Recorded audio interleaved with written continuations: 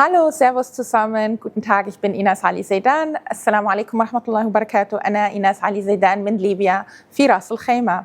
Hello and hi. My name is Inas Ali Zeidan and welcome to Ras Al Khaimah. What brought me to Ras Al Khaimah? It's a very good question. So overall, I would consider myself a global citizen. I was born in the UK to Libyan parents. I grew up in Germany, where after high school I went to Canada for 12 years, where I studied, have a business background, came back to Germany, tried a little bit Libya. And to be honest, I felt a sense of belonging really strong in the Middle East, especially in the UAE. And why Ras Al Khaimah? It's absolutely the best of both worlds. You still have that authentic Emirates vibe and also the really gate of innovation and new opportunities where you have two worlds collide and there is an abundance of opportunities for anybody who comes in here. And that's truly amazing. You feel empowered, you have like-minded and like-hearted people you work with and you collaborate, and you can just have that sense of not only a cultural bridge, because having lived in the West, speaking Arabic fluently, being multilingual, but also having people who are also here willing to go the extra mile and are just driven to achieve great things. And here you have that opportunity. Working and living as a woman in Ras Al Khaimah, you are honestly really empowered. I've worked and lived in the West with big companies in the automotive industry, Volkswagen, BMW, also in the tech industry in the States. And here you are really have that equal opportunity. And it doesn't matter if you're a woman and you are just a workforce who is driven with ambition and given the space to work at. And you don't have an issue about pay gap and wages and equal opportunity. It's all given. And having that space where you are empowered, you really feel there is no glass ceiling. You just got to push yourself more and you have that space. To be honest, I wish I had more free time, but it's the best place to be in if you just want to have your free time in Ras Al Khaimah. You have the elements of the mountains in Jabal Jais, you have the ocean, you have the sand, and you can go hiking. I'm very much a nature lover, so I enjoy the Alps in Germany and having here just an hour away. And even if you want to have the city life, Dubai is just down the road, about an hour. You can have that nature and enjoy that, and that gives you really a peace of mind, and you can retreat from the busy work life and be back with nature, and I really enjoy that, having that right directly around you. The future of Ras Al Khaimah is definitely going to be an exciting one, not only with the casino coming up, like you see so many developments coming, the whole beach district that is coming beyond Hamra Village and Marjan Island. I think there'll also be other industries beyond tourism and the gaming, but also I think manufacturing. So it will change how it's still too early to tell, but it's exciting to be in the middle of it and witnessing it. And honestly, it couldn't happen to a better place than Ras Al Khaimah. I've worked for over 15 years in HR, mostly in the automotive and tech industry in Germany, but also in Central Europe and North America. And here now I'm offering basically for all the DACH industries, markets, so German, Austrian, Swiss, but also other companies throughout Europe and North America coming to the UAE and trying to expand. So one important pillar, especially the HR solution services, so everything from onboarding to offboarding, all the life cycles of HR, but especially recruitment, having qualified workforce coming in and building up and expanding. But with that is also, I offer a big network where we try to offer also authentic and genuine strategic partnerships, because it's a bit of who you know and who you want to work with in this part of the world, to be very honest. So it is reference-based, and coming in with a strong Rolodex is key. And I am very much a people person and very much a community builder. So I love bringing people together, building something really awesome. And not only awesome, but it's a win-win for both. And that is one exciting part I really, really enjoy doing here.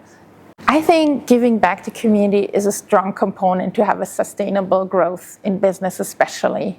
And what I really genuinely do, and I've done that in my past work experience, working with BMW, strategic partnerships with universities, really nurturing the future minds, the future leaders of tomorrow. So be it bachelor student, master students, or PhD student, going back for a workshop or helping them with their theses or inviting them for internship or students, and just being a mentor and a guide and supporting them in their transition into the workforce or trying to even figure out. And I think you have to have that connection between the education and the industry. Otherwise, you can't pick them up and you don't nurture those minds.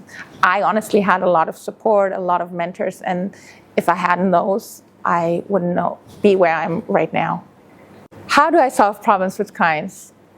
Listening. You need to listen to your client, let them speak, hear them out, and really let them finish. Often I wait till they're done, and then they often remember still other issues within the problems. And then you have a bigger picture, because beyond listening, it's really communication. And then hear, what do they want to solve with the issue? Because you know the problems, but you don't know what they want to really solve. Because you might propose a solution, you don't know if that's really what they want. So with understanding what the actual problem is, you need to also understand what is it they're trying to accomplish, what's the goal, what's the end game. And if you can connect those two dots, then you can go ahead. But you also have to be in constant communication with your client, giving them regular feedback, keeping them in the loop. Maybe even over-communicate just to know and you're here for them, and giving them that reassurance. We are on track. We might not there yet. But with that comes transparency, because you basically put all the cards on the table, telling them where you're at, status updates, and results. And when it comes to problems, I'm a big believer in collaborations, because I don't have all the answers, but somebody else might have them. So you reach out, collaborate, bring somebody in, and learn from others. And that's how you move ahead. But the most important part is you need to have the entire picture and understand what is it you're trying to accomplish for your client. Because at times you're spinning and it's not really what they want. So then you got to pivot back and start again. So listening is key. I had years ago, and it was in the middle of COVID, I had a big client, and it was Siemens Energy, and it was part of the outsourcing. So we needed to find really highly qualified employees in the tech department. And given it was COVID, we are already looking for freelancers and not FTEs. And we had a very, very tight deadline. And COVID being a silver lining, because everyone was already working remote, I came up then with the opportunity, why don't we look into nearshore hiring? Because before that, we were just looking into Central Europe. And since the top 3 must-haves of the clients were English-speaking, EU citizen, and we have a certain budget, hey, how about let's look into Portugal? And that's how we could solve it and have that project saved. But it was really understanding what is the goal, we need a headcount for the project, and what is the framework we work with, and then trying to match that. I honestly have been blessed to have worked in very exciting industry, automotive, and within the automotive, learning about self-driving cars, car safety functions, also really high-end designer cars with Chinese car makers such as Avatar, having looked behind the scenes of Audi, Volkswagen, and really learning how big corporations such as BMW work right in the headquarters in Munich, but also knowing how American startups establish themselves, such as GoDaddy in Europe, and taking over.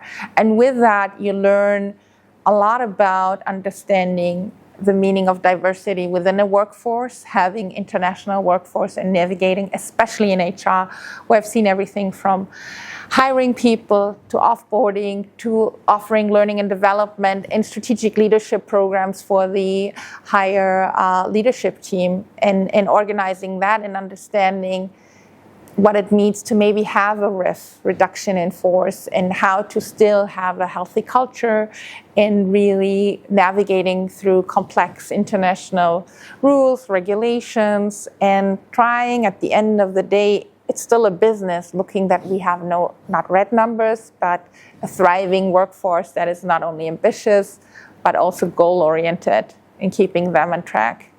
My advice to newcomers coming to Ras Al Khaimah: first of all, congratulations on a great decision. You will love it. Just make sure to keep an open mind and embrace the diversity, the culture, the people, and try to also bring yourself in. And definitely check out Wow Rack. That is a great spot to come to and really learn more about the community, and also maybe you have exciting things to offer.